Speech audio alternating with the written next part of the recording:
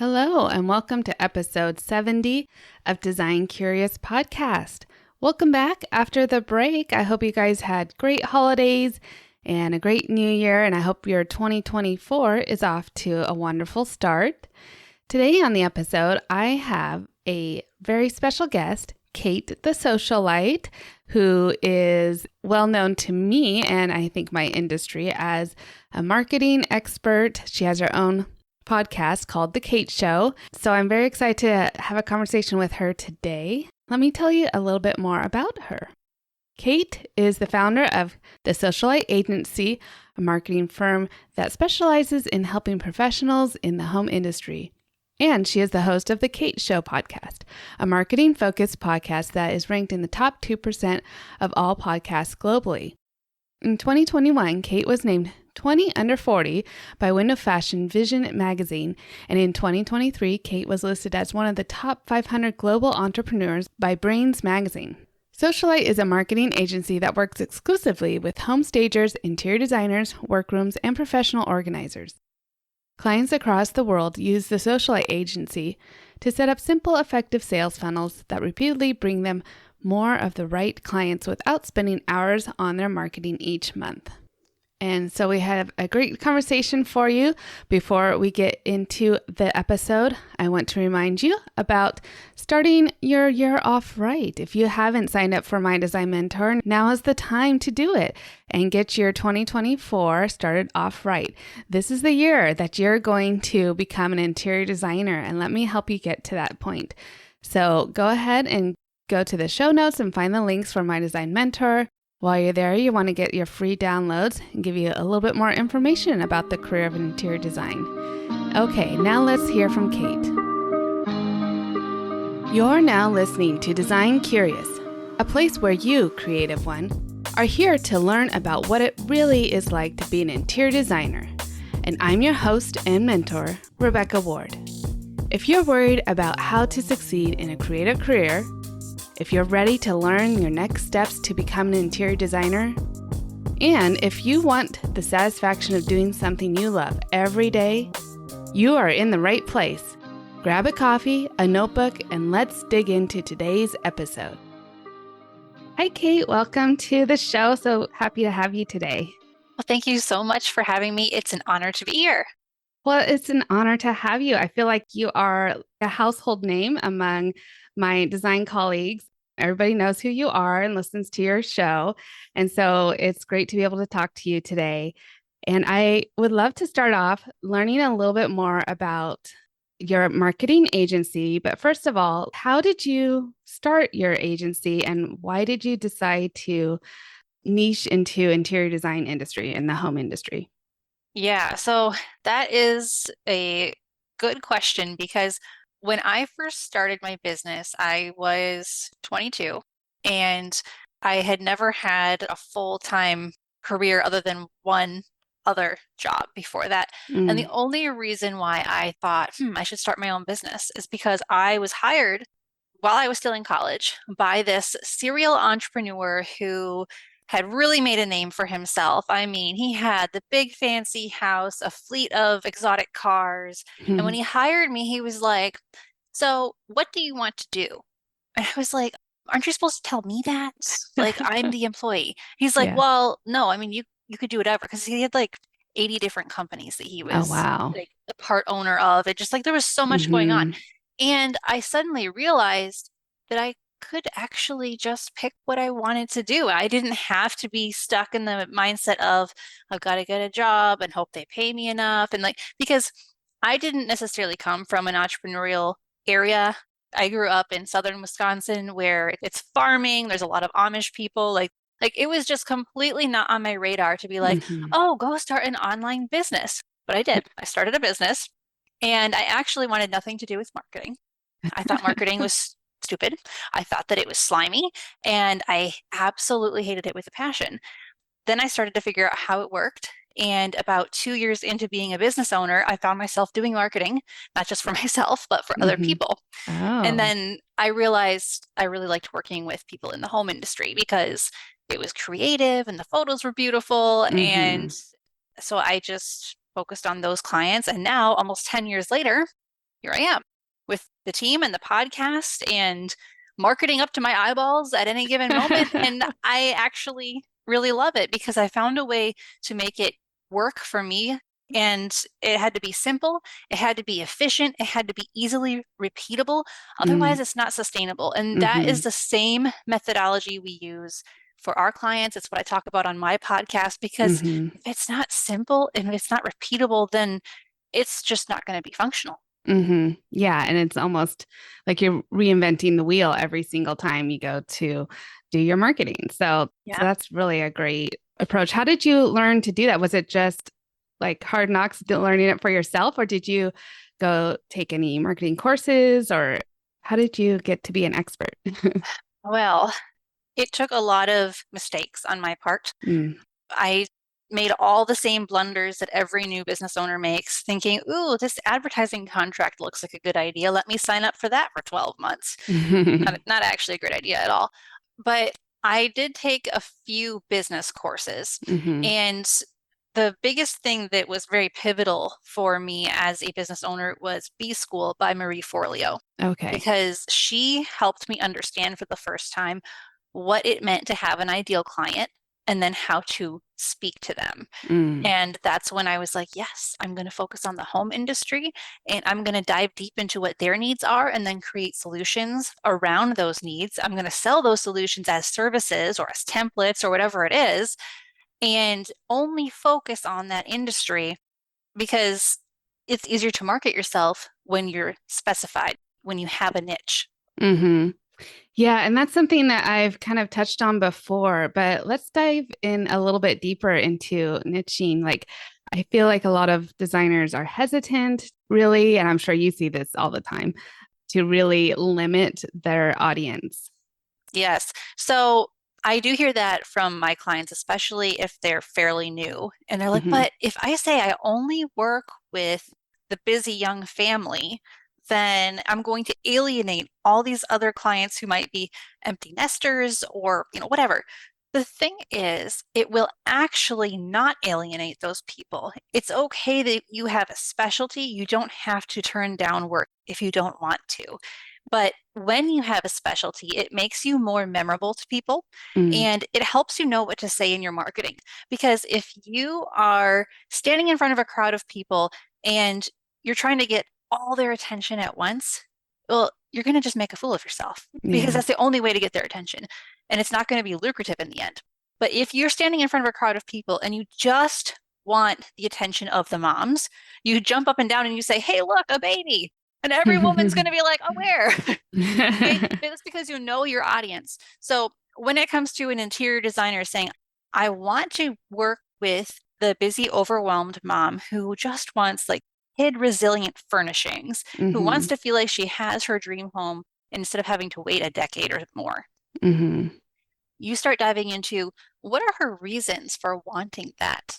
I mean, it's one thing to say, okay, yes, we're going to give you the white sofa that's actually stain resistant because it uses Krypton fabric or whatever it is. It's another thing to ask, why does she want the white sofa? Is she trying to make herself feel more confident? If so, make your marketing around her confidence Mm. because everything else that you're trying to sell her is just going to come along with that. But as interior designers, if you can hone in on your ideal client and on what her emotional needs are, not only will it make your marketing easier, it'll also make it more effective. And then you've got kind of like a fan for life, and they keep Mm. coming back because you give them the feeling that they're looking for. Yeah, that's great. So you've had your marketing business for about 10 years, and how long have you been a podcast host? I have had a podcast for almost 6 years. Okay. Yes. So, what prompted you to start podcasting?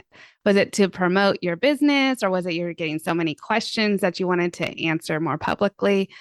Just curious about that.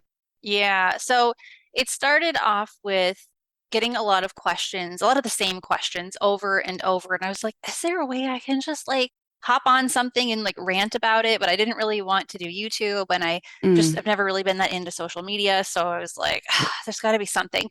And then I was like, well, podcasting. Okay, we'll give it a shot. Like I went into it with zero expectations. And then it took off. And Yeah. God has really blessed my simple little idea, because his plans for my business have always been so much bigger than my plans. Mm-hmm. And that's honestly one of the most humbling things about running a business, is that we feel like we can control so much, but we really can't. Yeah. And giving up that control is often what will lead to true growth. So just Mm-hmm. taking that leap of faith, whether it's taking the leap of faith to leave your current career and start a design business, taking a leap of faith to start a podcast, you just don't know what's going to come of it. But to this day, it remains one of the biggest sources of clients and revenue for my Yeah. business. It's been extraordinary. Yeah. Wow, that's a great journey. I love that. And so along the way, what would you say is some of the best advice that you've been given as a business owner to help develop your business? Yes. So a few things. First one would be make your systems repeatable. Always go back to, is this a good fit for my ideal client? Mm. And then lastly, say things simply, say things concisely. Don't get fancy and creative, because that's Mm. where you'll confuse people and lose them. And confused people don't purchase. That's why at the end of my own podcast, every episode, I say, keep your marketing message clear and concise, because that's something that even I have to remind myself of. I mean, case in point, I was on a call this morning with my business coach, and we were going over one of my new offerings that I'll probably be telling you guys about a little bit later on in this episode. But she was like, so this part doesn't make sense. Why are you using this word? And I was like, I don't know. I didn't like the other word. I was trying to be creative, and she was like, don't. And I was like, oh, I know this. I know this. Why did I do this? So we all have to be reminded of just go back to things being simple, because we don't get bonus points in business for complicating stuff that really just doesn't need to be complicated. And Mm-hmm. marketing is one of those things that is vastly and needlessly overcomplicated. Mm-hmm. Yeah, and I was thinking about this today actually. Like I sometimes will get bored of my own message. Like I've heard it a million times and I feel like other people have heard it a million times and they need to hear something new.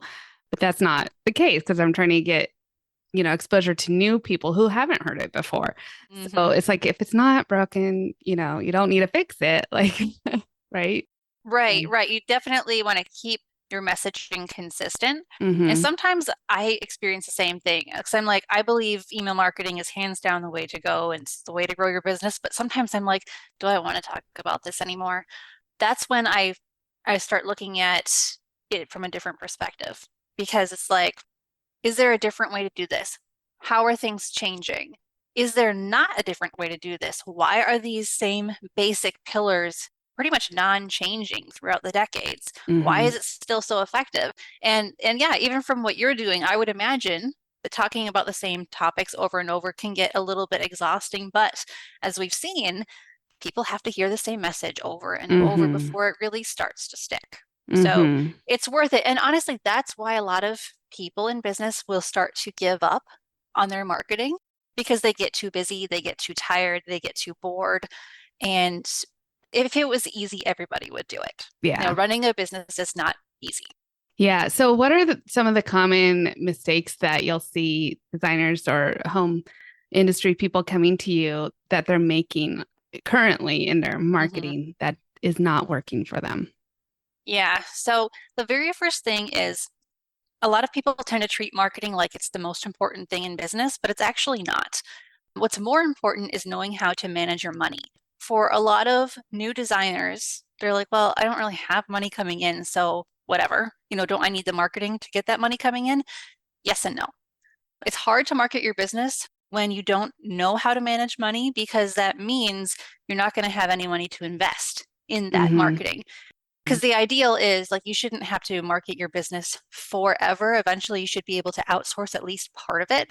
Mm. But it can be hard to do that in a long-term, consistent fashion Yeah. if you don't know how to manage your revenue. So even if that revenue is $1,000 a month, designers need to focus more on perhaps working with a business coach, getting a bookkeeper immediately. Don't try to do it yourself unless that was your past career, because even if it was your past career, you're going to be focused on other things. Like, you Yeah. have to outsource stuff. So I would say that the designers who come to us and have the most success are the ones who have addressed their money and mindset issues first, Mm. and then the marketing. Okay. That's really good. It's a good path to follow on your understanding when to get that marketing Hmm. piece into your business for people who are just starting out. And then I'm sure you get a lot of people who have been in the industry for a while and it hasn't been working for them. So Hmm. why don't you talk about a little bit of your services and the different things that you do offer to the home industry? Yeah, so we offer things that kind of make it so that people don't have to run ads if they don't want to. Because a lot of people will confuse advertising with marketing. And Mm-hmm. advertising is just putting an ad out there to get someone's attention, but it doesn't actually do anything to convert that person into a client. Whereas marketing is the relationship that should ensue once someone sees the ad, or maybe they never see the ad and they're engaging because of organic marketing, like they got an email from you, they read your blog post, they signed up for your lead magnet. So we focus more on the relationship side of it.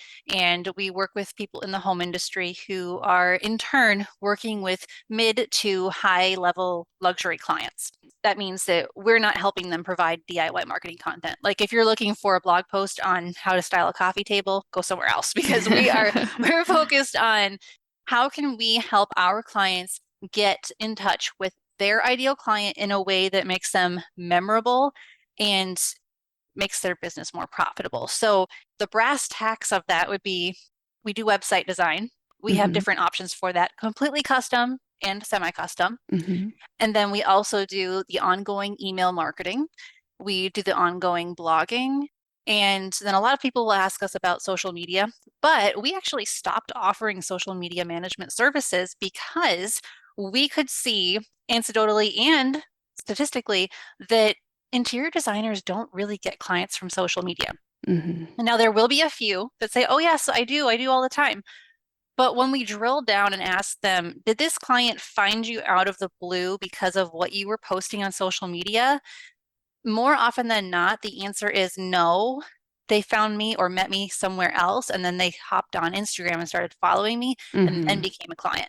Well, that Mm-hmm. doesn't mean the client came from Instagram, but Right. Instagram was a tool that you use to stay in touch with them, though it is dependent on how often do you post, what do you Mm-hmm. post, does the algorithm like what you're posting or not? So Right. that's why we tend to rely more on marketing tactics that have better proof in the pudding, Mm-hmm. like email marketing, because it's Mm-hmm. from your Flowdesk or MailChimp account to their inbox. You don't have to play the algorithm's games in order to Mm-hmm. get their attention. Yeah. So those are the things that we focus on. We try to eliminate the fluff and the complicated parts of marketing and just focus on what's going to get you in front of your ideal client and help them understand your message. What's going to help your client feel seen, heard, and understood so that they want to hire you and so that they see the value of hiring you so that you don't end up with leads who are like, oh, your design fee is too high, Yeah. because like as a new designer, that is crushing to hear because you Mm-hmm. already don't believe in yourself. So then to have a client be like, yeah, you're too expensive. It's like, oh, that's just that's like pouring lemon juice on a paper cut. It's not Yeah. helpful. Yeah. So we focus on helping our clients increase their perceived value and helping them build the confidence that will then permeate through the rest of their marketing by helping them do things that have proven to work. Really good. So you start off with like a strategy session to really help them identify their ideal client and what their marketing message should be and kind of go from Yeah, there, build on that. yeah, definitely. So it involves a lot of ongoing strategy. I always speak with each client personally. Mm-hmm. So before they even sign up with us, they will have a call with me. We'll figure out which one of our plans work for them, or if they need a website, we'll figure out, do you need a custom site or do you need a semi-custom site?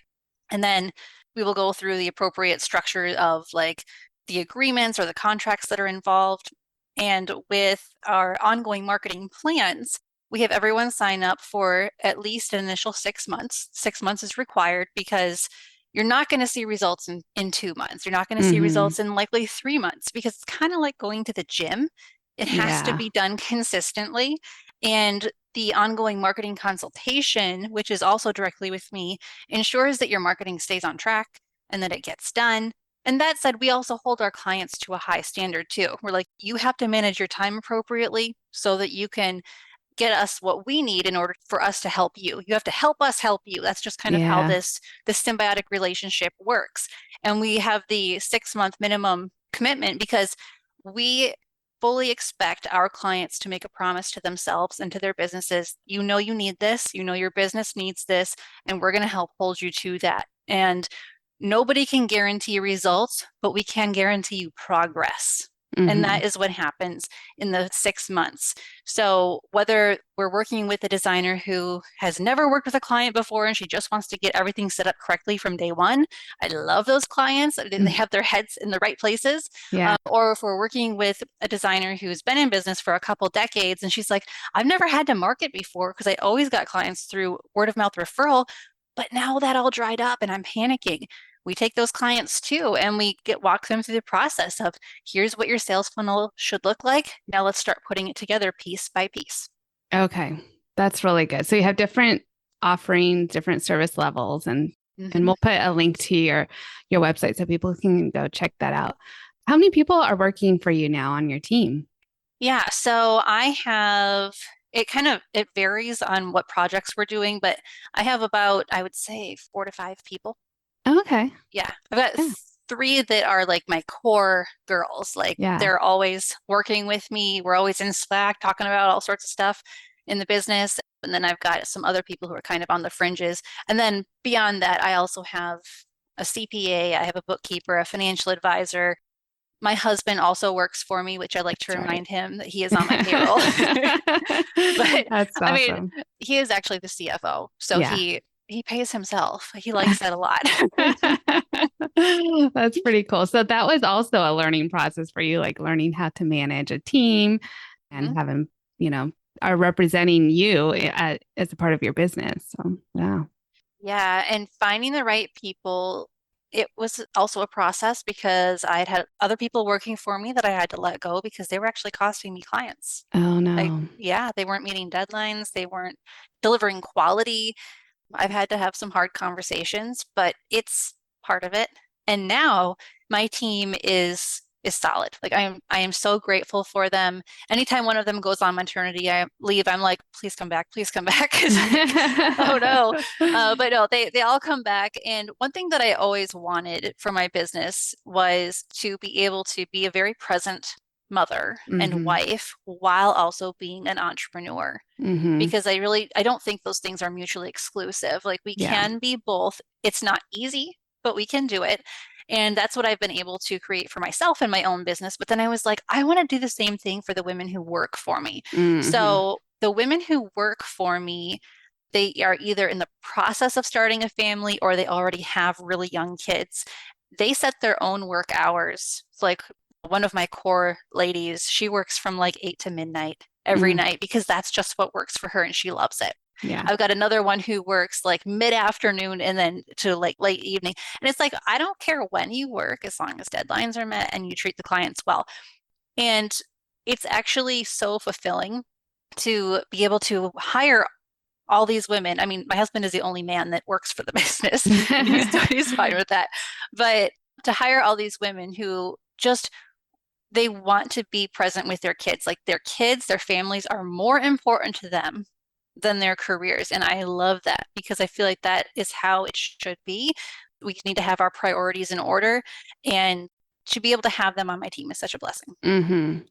Yeah. And I think that is also an idea that a lot of designers have when they go into the industry is that, and I know this was one that I had at least, was like, I want to have something where, a business where I really love it, but also it gives me the flexibility of being a mom and being a Mhm. business owner.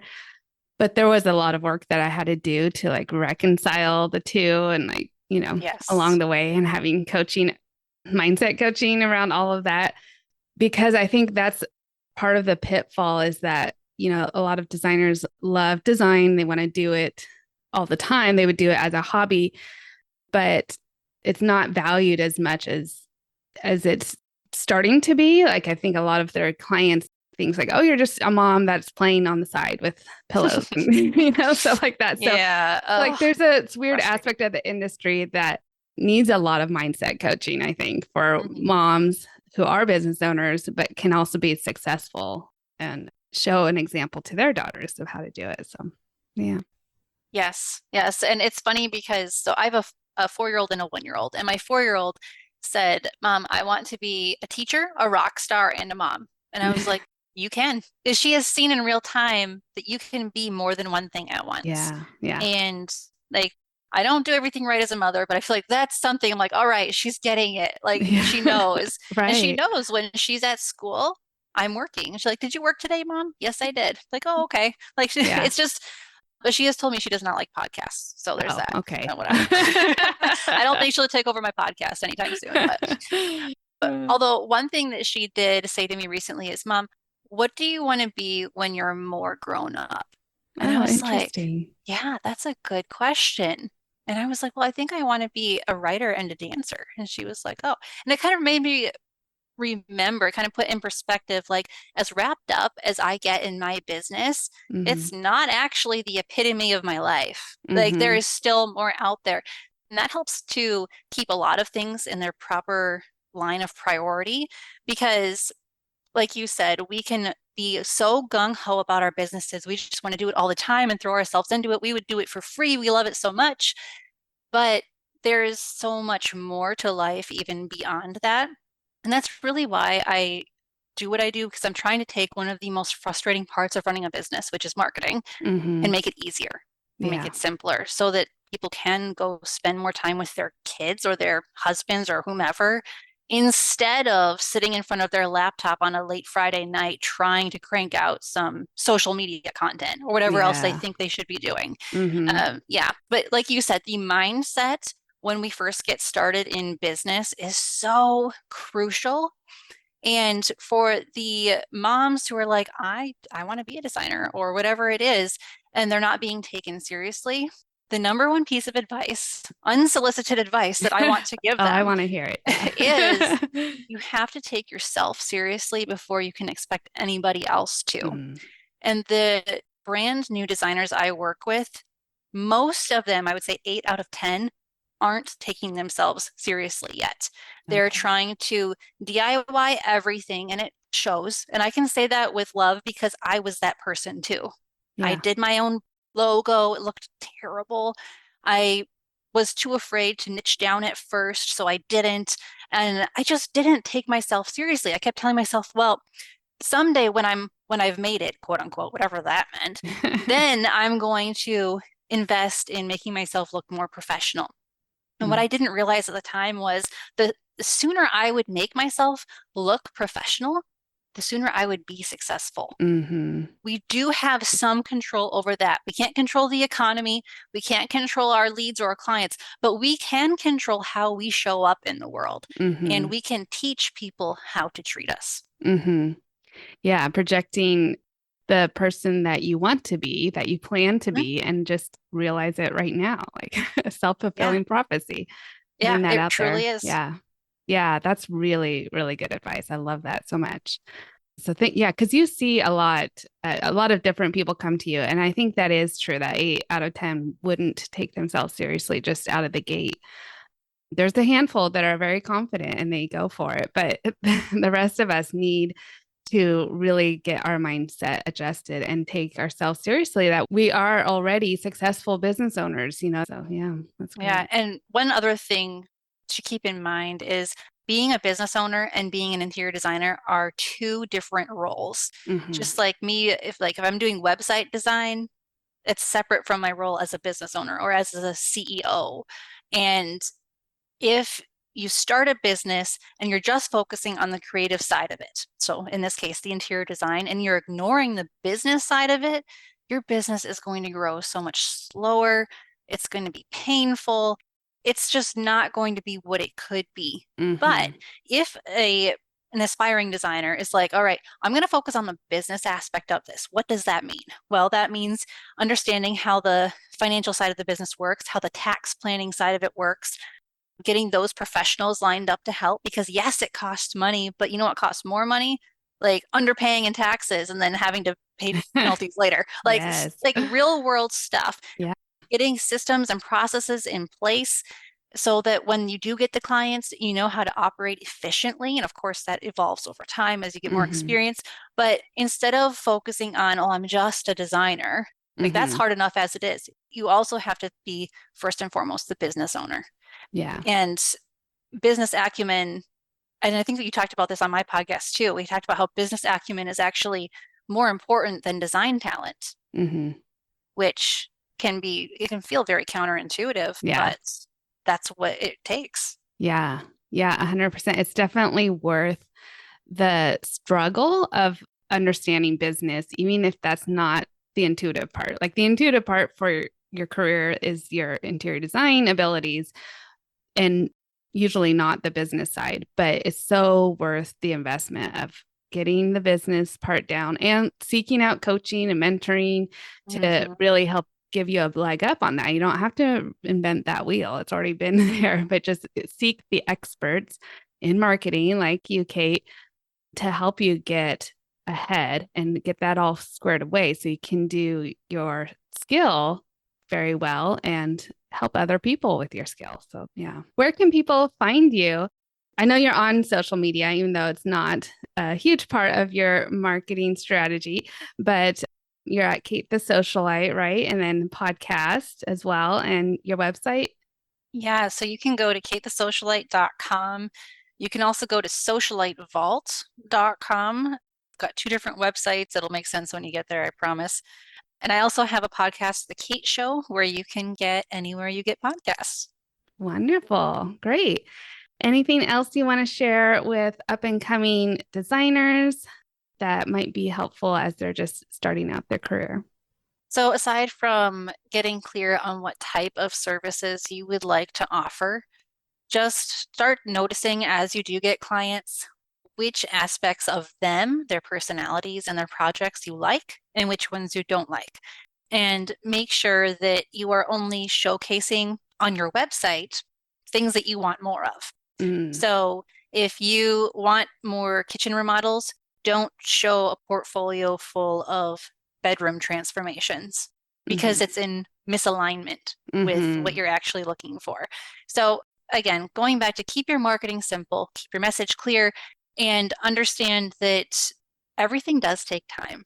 Yeah. Like there's no such thing as like that golden ticket marketing effort where all of a sudden you just got clients pouring in. Most of the time it takes a combination of consistency and effort and readjusting as you go. And don't be discouraged by that. Don't be discouraged if you've been in business for 2 years and you don't have a ton of clients yet, because it is going somewhere. It's building the momentum. Then you'll be able to look back 5 years into it and be like, wow, look how far I've come. And it is, I promise you, it's the best feeling. Yeah. Oh, great. Well, thank you so much, Kate, for coming on the show today. You have so much good advice that I think everybody will definitely appreciate. And so fun talking with you. Well, thank you so much for having me. It's been a pleasure.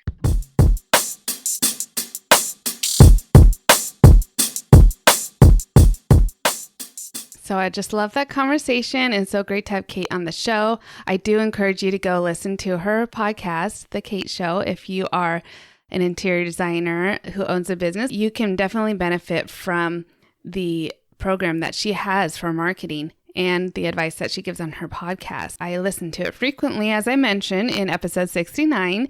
I think you will enjoy it too. I know that a lot of my colleagues also use her for the templates and all the coaching and things that she does with marketing. So she's very great at what she does and is a great tool and asset for the interior design industry. And we're so happy to have her on the show today. So if you love her, go check her out. Links are in the show notes. And we will have another great episode for you next week. Until then, stay creative. Thanks for listening. If you love this episode, please leave a rating and a review. This helps me reach other curious creatives like you. If you have a topic request or would like to contact me, simply head over to my website, rwarddesign.com, or email me at podcast@rwarddesign.com.